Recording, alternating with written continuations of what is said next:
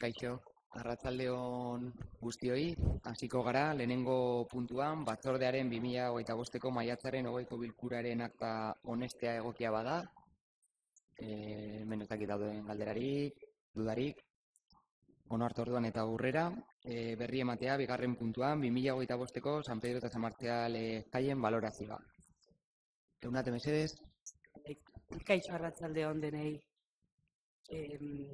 Bueno, como se ha compartido también en los últimos días, hemos cerrado una edición de las fiestas de San Pedro y San Marcial que ha conocido su máxima dimensión en cuanto a duración y en cuanto a cantidad de actividades, que fueron 156 en total, compartida un gran porcentaje de ellas aportado por entidades culturales, sociales y deportivas de la ciudad. Sin ánimo de entrar en los datos ni en toda esta información más precisa, que si queréis nos podéis preguntar y os la haremos llegar, pues es comentar que eso prácticamente desde el 13, prácticamente no, literalmente desde el 13 de junio hasta el día 1, pues se plantearán actividades pensadas, como habíamos hablado aquí, ¿no? Para todos los públicos en espacios diversos, y nos quedaba por ver cuál era la respuesta de la ciudadanía a esa dimensión tan, bueno, la mayor conocida hasta ahora de las fiestas que habíamos trabajado, y lo cierto pues, es que la respuesta ha sido a nivel de participación muy buena, a nivel de ambiente o de disfrute de las actividades también. Sí que es verdad que de todas las actividades organizadas, la primera, el concierto de Puros Relajos, se tuvo que suspender debido al mal tiempo, y luego hubo otra actividad deportiva que ya bajo una previsión pues se publicó en Portu, y a nivel de sucesión de actividades pues no ha habido otras incidencias. A nosotras nos toca, además de esto, pues trabajar en las mejoras detectadas. Por un lado, de lo que recibimos de la ciudadanía, hay temas que también nosotros a nivel interno tenemos claro, por ejemplo, la inclusión en las fiestas. Queremos seguir mejorando, pues, por ejemplo, de forma concreta el acceso y la disposición de las plataformas para personas de movilidad reducida, pero queremos también ampliar las medidas de inclusión a otro tipo de necesidades. También pues recibimos quejas y sugerencias y hay mejoras que plantear pues, en cuanto a los baños o la ubicación de algunos de ellos, los horarios de los montajes, que muchas veces tampoco están en nuestra mano, pero es verdad que los espacios donde hay convivencias, a donde vive mucha gente, pues generan también molestias. Y a nivel de organización, parte de también primero la gratitud a las entidades y a todo el trabajo que se hace, pero es verdad pues, que tenemos que seguir ajustando el trabajo con ellos y garantizando entre todas pues, que la maquinaria funcione lo mejor posible. Aunque luego en el directo pues suceden una serie de cosas que nos hacen pues, tener claro que cuanto más reforcemos la organización previa, mejor. Y a nivel interno, pues la principal lectura es que queremos aumentar más aún los plazos de gestión, queremos incrementar también nuestro conocimiento para técnicamente ser más fuertes y hacerlo mejor en este nivel de eventos, sobre todo en los multitudinarios, y entre áreas, ¿no? Pues seguir manteniendo esa visión y ese trabajo compartido pues yo decía cuando hacíamos el primer balance interno el año que viene, no hay que hacerlo, no hay que hacer más, sino que hay que hacerlo mejor. Y así pues de forma muy detenida para todas las personas implicadas en el trabajo de casi todo este mes, y ya estamos pensando en los Eskerrik asko Eunate, galderak baino lehen balorazioarekin bukatzeko Euskal Arlotik David, mesedez. Arratsaldeon, besterik gabe jarraitzen dugu kulturei dira jarri ditugu eta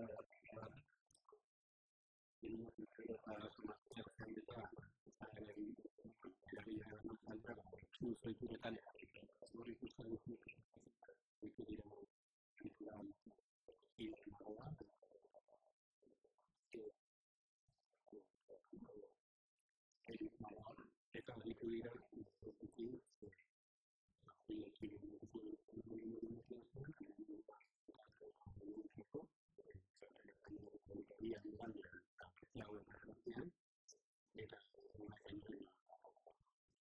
Apuntan bai egin dugu horrela,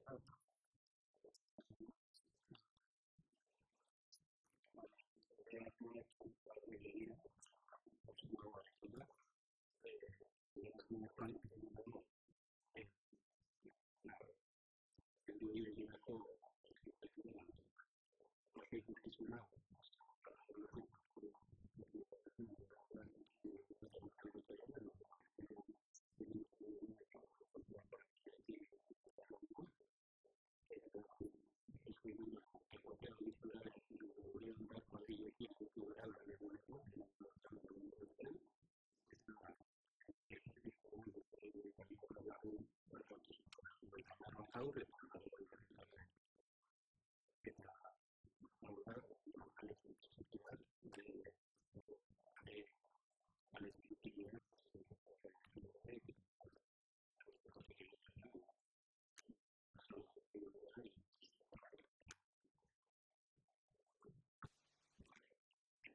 Eskerrik asko, David. Galderarik, dudarik, puntu honetan. Sí, Mari. No sé si hablemos en directo o no de plataformas y nuevas plataformas, que ahora nos ha llegado a una cosa, pero que muchas personas que no sabían que se tenían que darle alto con anterioridad para poder hacer uso de las plataformas.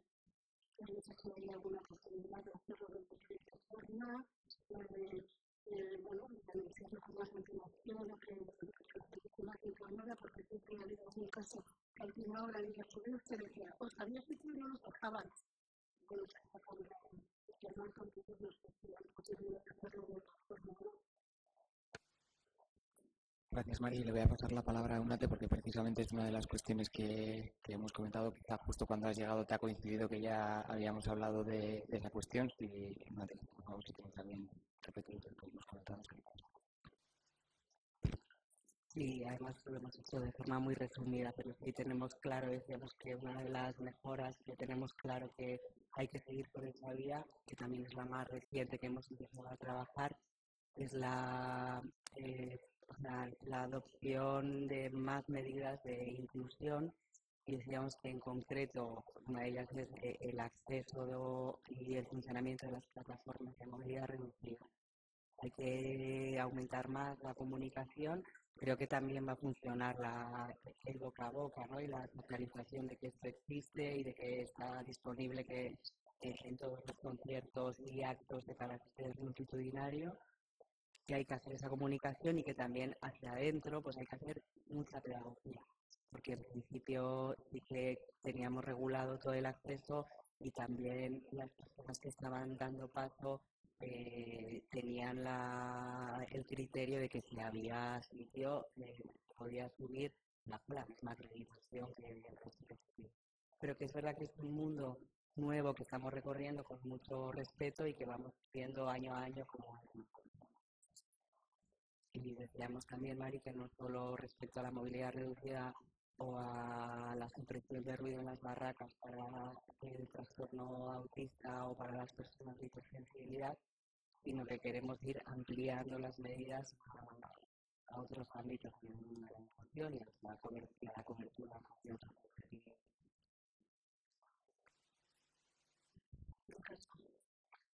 Eskerrik asko, Eunate.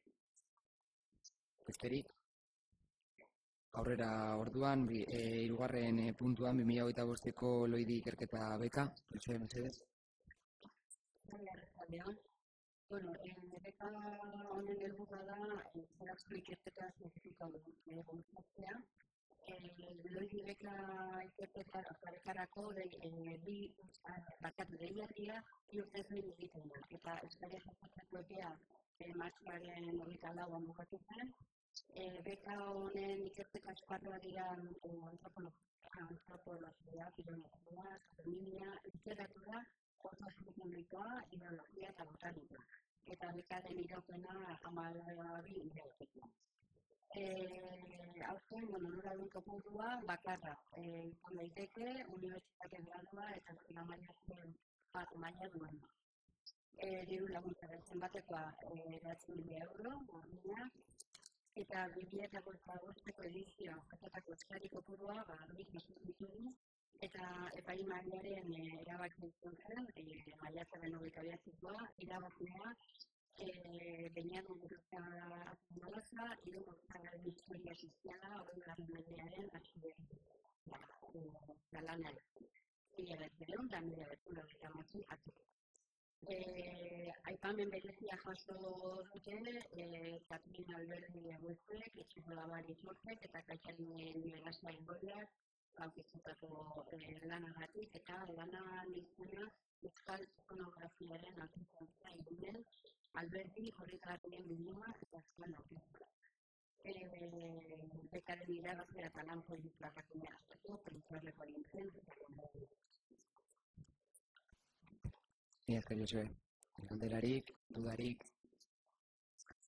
Aurrera orduan, 6. puntuan, Euskararen Aroa Plan Estrategikoaren prozesu parte hartzailea. Josu, mesedez? Bai, arratsaldeon, dakituen moduan, Aroa Plana hirirako landu dugun Euskara Plana estrategikoa da. Denbora behar izan duen plana da, izan ere, nire aurretik Euskara ordezkaria moduan egon den Jon Ugartek ere parte hartu du planuak. Otsaila hasieran eman genion segida lanketari eta ekainaren hasieran bukatu genuen plana diseinatzen.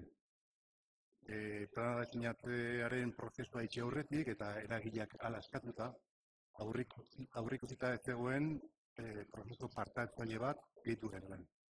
3 bilera eragileekin eta lana egiteko, elkarlanean aritzeko eta egia esaterako interesgarria izan da hala hiltzea, izan ere 30 bat ekarpen jaso ditugu eta plana hobetu dugu eta aurreratzen dugu. Helburua Euskara Aholku Batzordea Irungo udalaren kontsultarako eta parte hartzeko organo izanik proposatutako plan estrategikoaren kontrastea egitea, ekarpen berria jasotzea eta 2025-2029 epealdierako Aroa Plana berriaren programak eta jarduera zein izango diren. Orain plana borobiltzen ari gara, forma ematen, baina hasi gara hainbat neurri hartzen, batez ere kirola eta aisialdiaren inguruan. Euskara Aholku Batzordean nola beraztu dezakegun ere aztertzen ari gara, eta beste plana egoki aurrera eramateko batzorde indartsu bat lagungarri izan dute.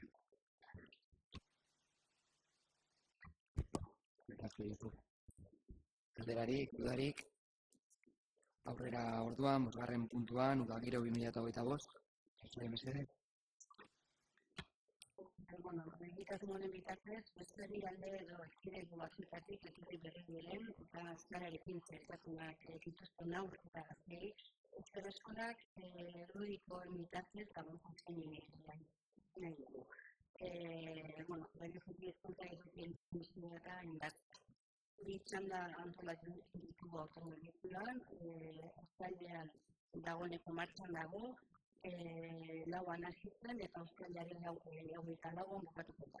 Bi talde daude, goizeko 9:00 11:30 talde batean 10 ikasle eta bestean 11 dugu.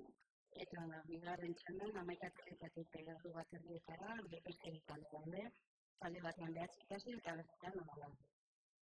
Abuztuko txanda guztian hasiko da eta 26an bukatu. Horre, beste txanda egongo dira 2 ordutegik bat barruetan eta beste 11 eta guztira 26 ikasle dauden emanda eta zailtasunak eta kontuan hartuta segurazko ikaldi beharrean 3 gozatuko ditu. Mila esker, Josue. Galderarik, dudarik. Aurrera orduan, Euskara ikasteko bekak 2024-2025. Miren mesedez. Barkatu Josue, Josue berriro metu eskerrik asko. Diru laguntzaban helburua da 2024-2025 ikasturtean euskara ikasi eta besteko ikastaroetan unibertsitateek udan euskaraz antolatu dituztenetan, nahiz gaizki eta kirol alorrean euskaraz egin diren ikasgeletan jardun dutenei diru laguntzak emateko. Diru laguntza eskatzen den ikastaro hasten den urtean, 16 urtetik gorako Irunen erroldatuta dauden lagunentzat. Eskari bakoitzerako deialdiaren oinarrietan jasotzen diren irizpideak egiaztatu dira eta ebazpen proposamena egin zuen. Guztira 260 eskari aurkeztu dira, horietatik 178 lagunek jasotzen diru laguntza, horietatik 171 matrikulagatik ordaindutakoaren 100% jaso dute, eta beste 7 gutxiago gainontzeko dirua abetik sortu dute.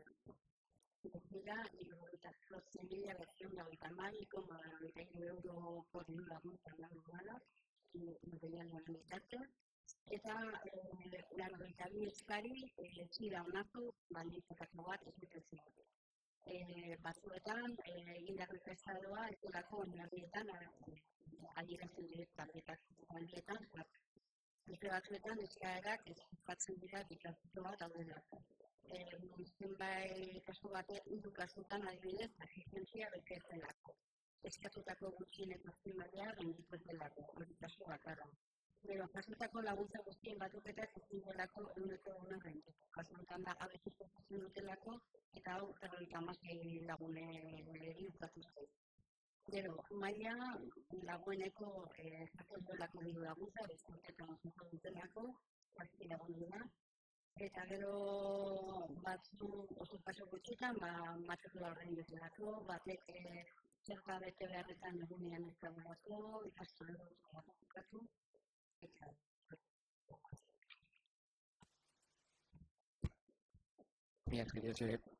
Galderarik, dudarik, aurrera orduan erabaki organoen kontrola, 8. puntuan, alkateak,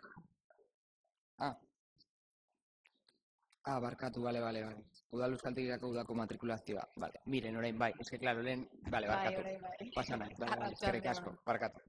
Bueno, maiatzan 26 ekainean hasiera bitartean izan genuen Udal Euskaltegiko udako ikastaroetan matrikulatzea.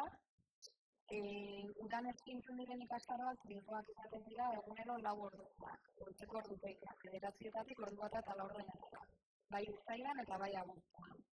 Eta, jasotako izanen bateekin, uztailan 4 talde jarri ditugu martxan, bat mailakoa bat, beste bat B mailakoa, B2 hasierakoa beste bat, eta 4. taldea B2 bukaera C1 hasierakoa. Eta 55 lagun bildu ditugu 4 talde horietan. Eta abuztuan B2 bukaera C1 hasiera mailako talde bat izango dugu, eta 11 lagun ditugu.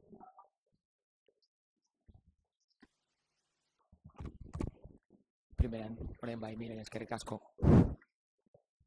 Galderarik, dudarik,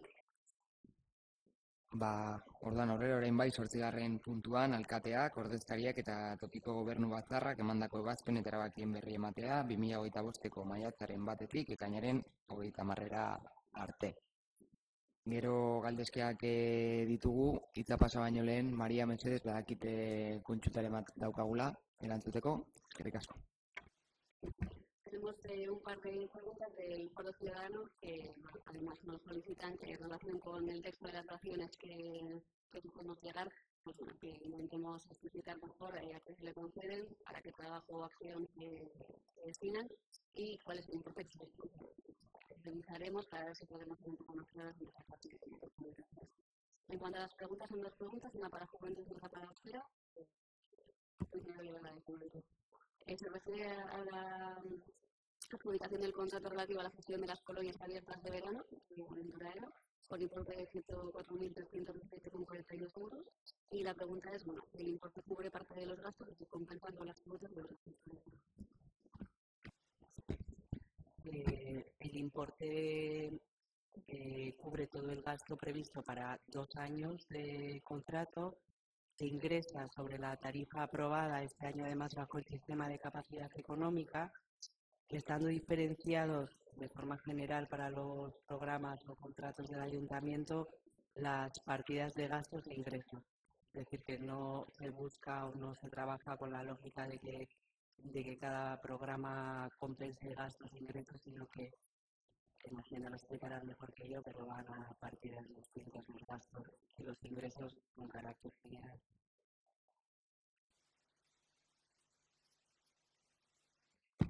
Eta ez da, gorako, baimentzea, ebazpen bat da, non, baimentzen da gastu handitzea zolas programarako. Y nos preguntan a quién se le concede y para qué trabajo acción se hace. Galdera honi erantzunez, Zola Ciudadano proiektuak sinatzeko udalak zuen kontratuarekin sinatuen kontratua aldatzen da. Eta 21.925 eurotik eman zizkion zen elkartzen, udalekuak batzen den elkartzen. Eta zeinan edo zertarako, aldaketa honen bidez, idatzi begirale gehiago kontratatu dira programan dagoen euskara handiari erantzuteko. Horrela, 77 begiralek osatuko dute talde bat eratu da, kontratuan definitutako 36 ordu.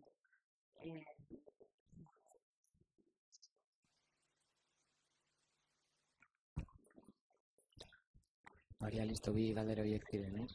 Vale. Enan basak esatik zidei.